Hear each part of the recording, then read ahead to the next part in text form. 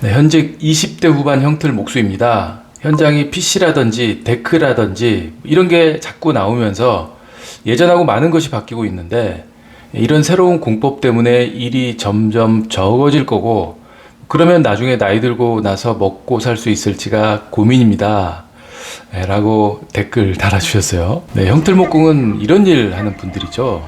그러니까 건물의 벽이나 바닥, 계단 뭐 이런 어떤 그 구조체의 그 모양대로 만들어질 수 있도록 이렇게 판재를 이용해서 뭐 저 모양대로 틀을 만들고 거기에 이제 레미콘을 부어 넣을 수 있도록 해주는 뭐 이런 사전 작업 해주시는 그런 분들인데, 굉장히 좀 섬세해야 되고 도면도 잘 볼 줄 알아야 되고 경험도 많아야 되는 이런 직업이에요. 그런데 이제 이분이 생각하기에 사람이 하던 일을 막 공장에서 찍어내고 PC 제품으로 현장 일이 자꾸 대체가 되고 뭐 이러니까 직업으로서의 존립 자체가 걱정이 된다, 뭐 이 말 하신 거예요. 실제로 뭐 인구는 줄어든다 그러지 뭐 그러면서 사람이 하는 단순 작업은 점점 막 로봇이 막 대신 하잖아요.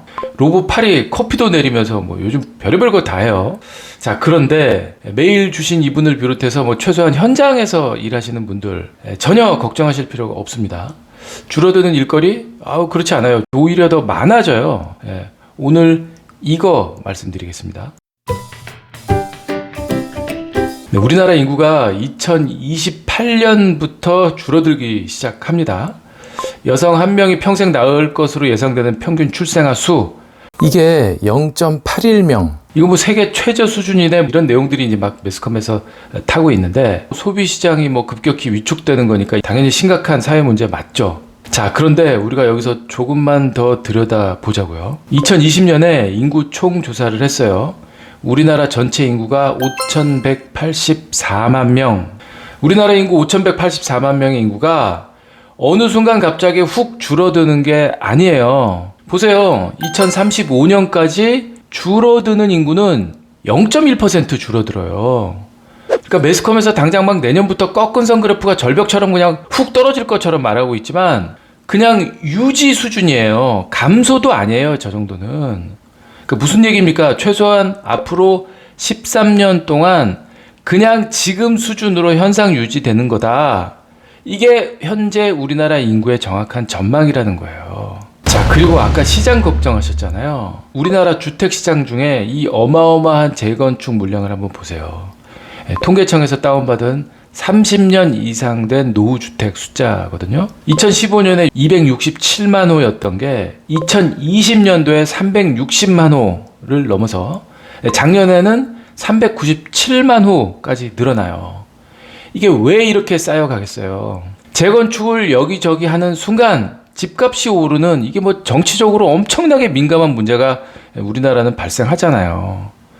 그 재건축을 원하는 유권자 숫자가 원하지 않는 유권자 숫자보다 적었었던 거예요. 그런데 이게 역전이 된 거죠. 정치인들이 힘으로 누르고 쌓아놨던 재건축 물량이었는데 이제는 그들이 앞장서서 재건축할 수밖에 없는 시점이 된 거예요. 엄청난 재건축 시장, 숫자가 말해주고 있잖아요.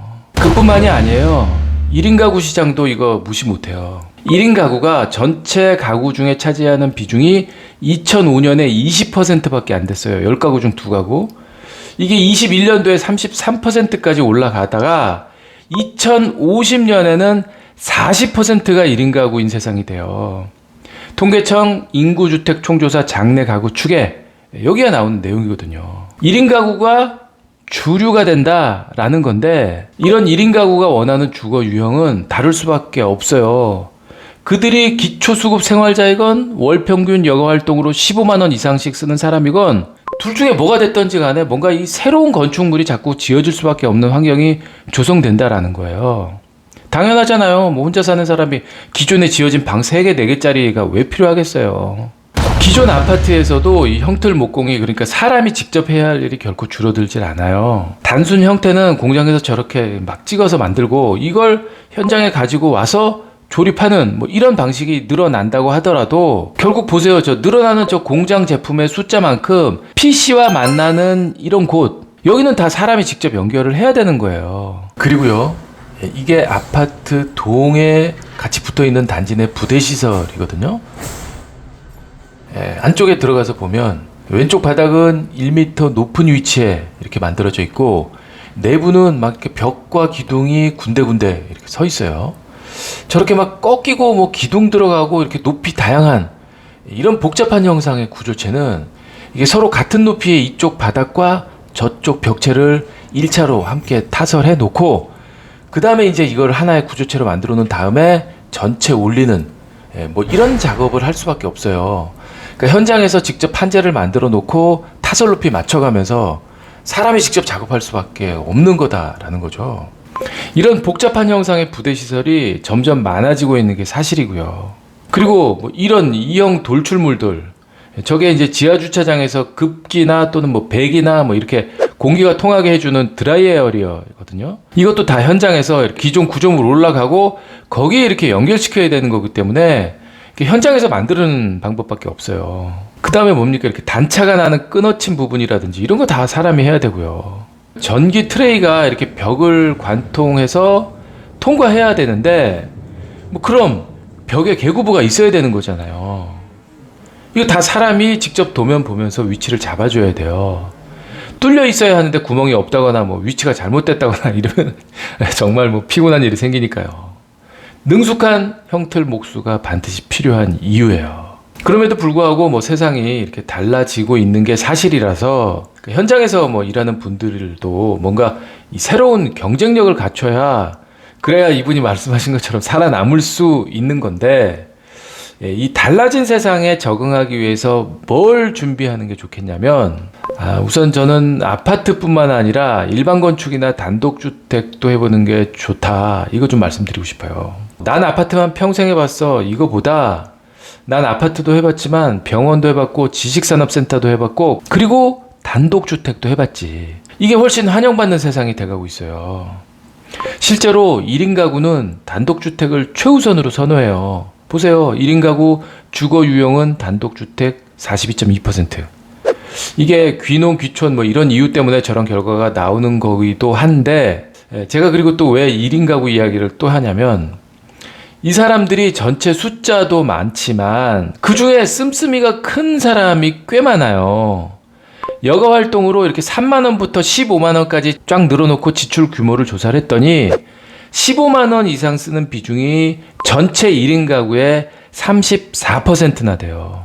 그러니까 1인 가구 전체 중에 3분의 1 이상은 뭐 그다지 이렇게 막 돈 걱정 안 하는 사람들이다 라고 볼 수 있는 거죠. 이 대목에서 오늘 주제인 형틀 목공 이것뿐만 아니라 자영업 하시는 뭐 모든 분들이 이 34%의 1인 가구에 포커스를 맞추는 걸로 뭐 이렇게 약간 좀 매출 전략을 수정하면 더 좋은 결과가 나올 것 같아요. 다시 좀 주제로 돌아와서 그러면서 형틀목공인 분들이라면 본인이 했던 구조물의 포트폴리오 이런 걸 좀 준비하는 거예요. 현장에 있으면 여러 협력업체 사장님들이 찾아오거든요. 본인 회사의 시공 실적 적어놓은 팜플렛 가지고 오시는 분도 있고 그냥 오시는 분도 있고 그래요. 우리 회사가 이런 일들 했습니다 하고 이렇게 보여주는 분들은 훨씬 좀 믿음이 가죠. 뭐 이런 커리어 관리를 법인만 해야 되나요? 형틀목공도 프리랜서잖아요. 부대 시설 뭐 막 좀 특별한 거 했다거나 뭐 층고가 되게 높은 필로티였다거나 뭐 아니면 좀 복잡한 형상의 뭐 계단이라든지 이런 특색 있는 거 위주로 하더라도 본인의 작품집을 만들어 놓는 거죠. 나 이런 사람이야. 딱 이렇게 좀 다양하게 경험하는 게 하나만 뭐 열심히 하는 것보다 왜 또 더 중요하냐면 더 많은 사람을 만날 수가 있어요. 나를 고용해 줄 가능성이 있는 여러 업체의 대표를 더 많이 만날 수 있는 기회가 생기는 거잖아요. 그들끼리도 막 이렇게 서로 추천해 주고 추천받고 이런다니까요. 그러니까 기회가 더 늘어날 수밖에 없는 거죠. 지금 노조 때문에 거의 순번으로 돌아가고 있는 거 저도 잘 알아요. 근데 왜 이런 말 하냐면 이런 게 얼마나 가겠냐고요. 우리가 자유경쟁 사회인데 잘하는 사람이 일 더 많이 가져가야죠. 고용하는 사람도 잘하는 사람한테 일거리 더 줄 수밖에 없어요. 그래서 나를 더 많이 알리는 이 인적 네트워크를 지금부터 계속 넓혀놔야 돼요. 그건 프리랜서의 숙명이에요. 그런데 엄청 매력적이잖아요. 프리랜서라는 직업이. 내가 이런 만큼 벌 수 있다는 거가 얼마나 매력적입니까? 응원합니다.